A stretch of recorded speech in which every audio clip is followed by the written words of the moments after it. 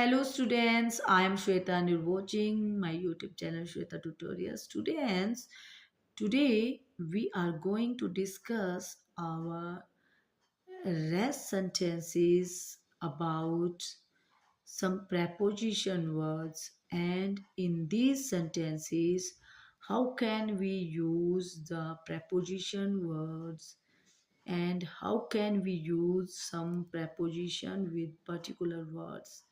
So now we are going to discuss about our rest sentences. Our next and eighth number is he is addicted to smoking. Addicted to means किसी चीज की लत लगना. Addicted के साथ में यहाँ पे preposition यूज हुआ to. He is addicted to smoking. उसे धूम्रपान की लत है. Number 9 is, in fact, I don't agree with you. Don't agree with you means होता है मैं आपसे सहमत नहीं हूँ. और अगर यहाँ don't नहीं लगता तो agree with you मैं आपसे सहमत हूँ.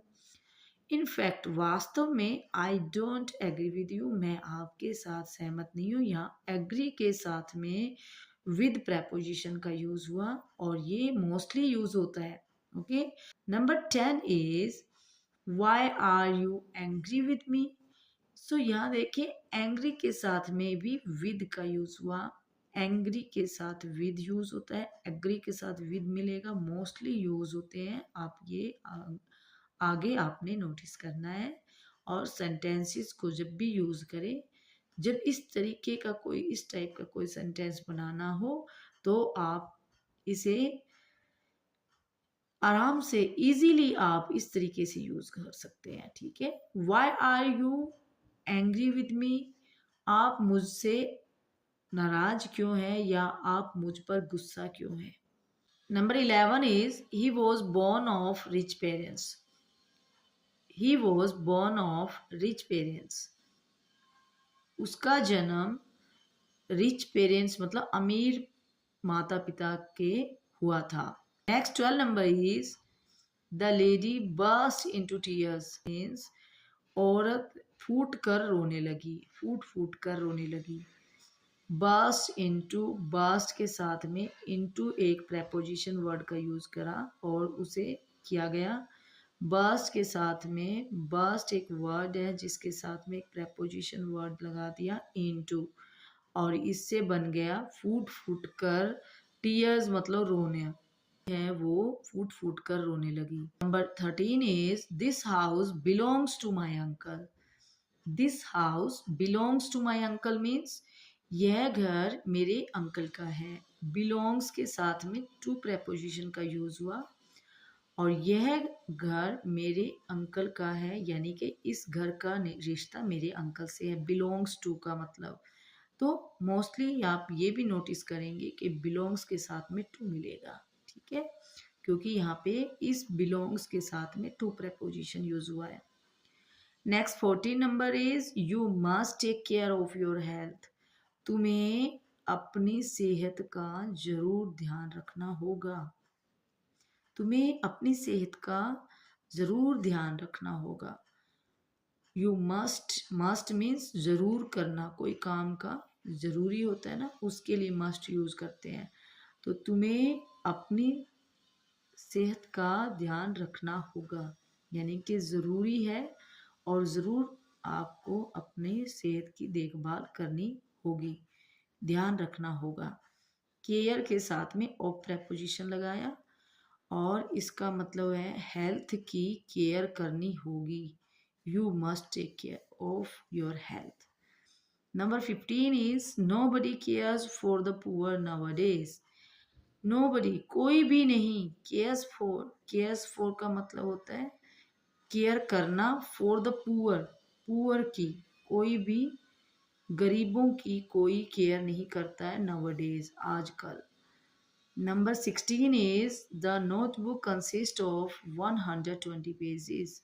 जो नोटबुक है वो कितने पेजेस की है.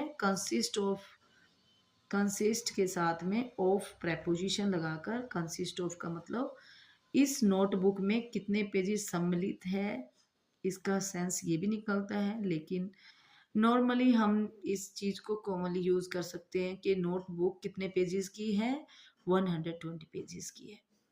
Number 17 is he is blind of one eye. If any person who can't see of both eyes, then we can say blind. He is a blind person. But here he is only one eye blind person. So we can say he is blind of one eye. वह एक आंख से अंधा है, उसे एक आंख से दिखाई देता है बट वो एक आंख से अंधा है। सो यहाँ पे ब्लाइंड के साथ में ओ प्रेपोजिशन लगाया, और इसके साथ में ये भी देखेंगे, नोटिस करेंगे कि ब्लाइंड ऑफ अगर कहीं पे भी आपको ऐसे सेंटेंस बनाना हो या देखना होगा तो आप नोटिस करेंगे कि ये ऐसे ही प्रेपोजिशन के साथ यूज होगा। He is blind of one eye. यहाँ पे ब्लाइंड 2 नहीं मिलेगा, ब्लाइंड 4 नहीं मिलेगा, ये आप खुद देखें, आप खुद से ऑब्जर्व करें कि अच्छा ही नहीं लगेगा। So he is blind of one eye, तो ये यहाँ पर मैच करता है, कोरिलेट करता है इसके साथ। Okay, number 18 is the child clings to his mother. Child जो है अपनी माँ जो उसको चिपक जाता है, यानी कि चिपट जाता है। एक बच्चा अफेक्शनेट, जो अफेक्शन में एक बच्चा अपनी माँ के साथ में चिपकता है उसे क्लिंग्स के साथ में क्लिंग्स बोलते हैं, और क्लिंग्स के साथ में प्रेपोजिशन यूज हुआ टू, तो child clings to his mother, बच्चा अपनी माँ के साथ चिपक जाता है, चिपट जाता है। ठीक है, next 19 number is Renu excels in dancing. It means she well knows about dancing, यानी कि उसे डांसिंग अच्छे से आती है, नाचना उसे अच्छे से आता है। एक्सेल्स मतलब निपुण है वो, एक्सेल्स इन, एक्सेल्स के साथ में आप देख के प्रेपोजिशन यूज हुआ इन। एक्सेल्स इन का मतलब होता है किसी चीज में निपुण होना, यानी कि पूरी तरह से उसे अच्छे से उसे डांसिंग आता है रेनू को।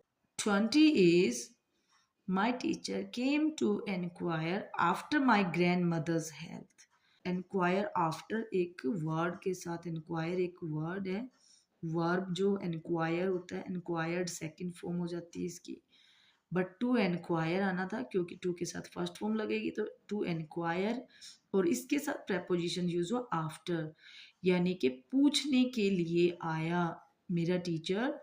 कहाँ? माय ग्रैंड मदर्स हेल्थ, क्या पूछने के लिए? उसकी दादी की हेल्थ यानी कि सेहत के बारे में पूछने के लिए टीचर वहाँ आया।